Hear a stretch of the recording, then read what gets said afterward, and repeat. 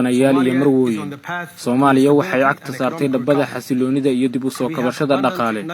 waxaan leenahay kheyraad tiro badan oo dabiici ah iyo kuwa aadami dhul baaxad weyn oo beerashada ku fiican badda ugu dheer gudaha dhulka Afrika